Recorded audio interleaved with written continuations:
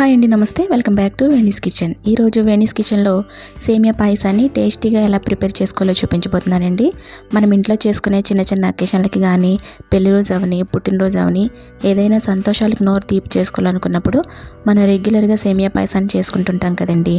అటువంటి సేమియా పాయసాన్ని చల్లారిన తర్వాత కూడా చిక్కపడకుండా, గట్టిపడకుండా పర్ఫెక్ట్ కన్సిస్టెన్సీలో ఉండేలా టేస్టీగా ఎలా ప్రిపేర్ చేసుకోవాలో చూపించబోతున్నానండి.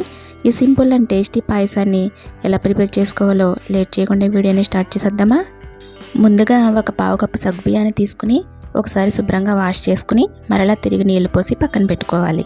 ఇప్పుడు స్టవ్ ఆన్ చేసి స్టవ్ మీద ఒక ప్యాన్ పెట్టుకుని ప్యాన్ హీట్ అయిన తర్వాత 2 టేబుల్ స్పూన్ల నెయ్యిని వేసుకోవాలి.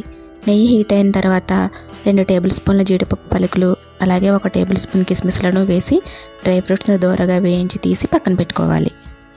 ఇప్పుడు అదే ప్యాన్లో 1/4 కప్పు వరకు సేమియాను వేసుకోవాలి. ఇక్కడ సేమియా అలాగే సగ్గుబియ్యం రెండూ కలిపి 1 కప్పు వరకు తీసుకున్నామండి. అంటే 3 వంతుల సేమియాకి 1 వంతు సగ్గుబియ్యాన్ని తీసుకోవాలి. ఇప్పుడు ఈ సేమియాను మాడిపోకుండా మంచి గోల్డెన్ కలర్ వచ్చేంత వరకు వేయించి పక్కకు తీసి పెట్టుకోవాలి. ఇప్పుడు అదే ప్యాన్లో మనం నానబెట్టుకున్న సగ్గుబియ్యాన్ని నీళ్ళతో సహా వేసుకోవాలి. ఇప్పుడు ఇందులోకి తిరిగి 1 కప్పు నీళ్ళను వేసి ఒక 3 మినిట్స్ పాటు మంటను లో ఫ్లేమ్లో పెట్టుకుని మూత పెట్టి సగ్గుబియ్యాన్ని ఉడికించుకోవాలి. ఇలా సగ్గుబియ్యం ఉడికిన తర్వాత ఇప్పుడు ఇందులోకి 3 కప్పుల పాలను వేసుకోవాలి. ఇక్కడ పచ్చి పాలనైనా వేసుకోవచ్చండి, లేదా కాచి చల్లార్చిన పాలనైనా సరే వేసుకోవచ్చు. ఇప్పుడు ఒకసారి అంతా కలుపుకుని మంటని లో ఫ్లేమ్లో ఉంచుకుని పాలను మరిగించుకోవాలి. పాలు ఇలా మరుగుతున్నప్పుడు ఇప్పుడు ఇందులోకి మనం ముందుగా వేయించి పక్కన పెట్టుకున్న సేమియాను వేసి ఒకసారి అంతా మిక్స్ చేసుకుని సేమియాని 80% ఉడికించుకోవాలి. సేమియాని మరీ మెత్తగా ఉడికించాల్సిన పని లేదండి. మరీ మెత్తగా ఉడికిస్తే సేమియా చల్లారిన తర్వాత చిక్కబడిపోయి గట్టిగా అయిపోతుంది. ఇలా సేమియా 80% ఉడికిన తర్వాత ఇందులోకి 1 టీ స్పూన్ యాలకుల పొడిని, అలాగే మనం ముందుగా వేయించి పక్కన పెట్టుకున్న డ్రై ఫ్రూట్స్ని వేసి ఒకసారి అంతా మిక్స్ చేసుకుని 1 నిమిషం పాటు లో ఫ్లేమ్లోనే ఉంచి స్టవ్ ఆపేసి పక్కకు దించేసుకోవాలి.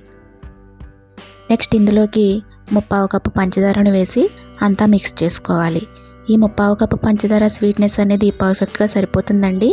కొంచెం ఎక్కువ స్వీట్నెస్ కావాలనుకునేవారు 2 టేబుల్ స్పూన్ల పంచదారని ఎక్స్ట్రా యాడ్ చేసుకోవచ్చు. ఇప్పుడు ఇందులోకి 1 కప్పు మరిగించిన వేడిపాలను వేసుకోవాలి. ఇలా వేడిపాలను ఈ స్టేజ్లో యాడ్ చేయడం వల్ల సేమియా పాయసం చల్లారిన తర్వాత కూడా గంటల తరబడి లూజ్ కన్సిస్టెన్సీలోనే ఉంటుందండి. ఇప్పుడు ఒకసారి అంతా మిక్స్ చేసుకుంటే అంతేనండి, ఎంతో సింపుల్ అండ్ ఈజీగా సేమియా పాయసం రెడీ.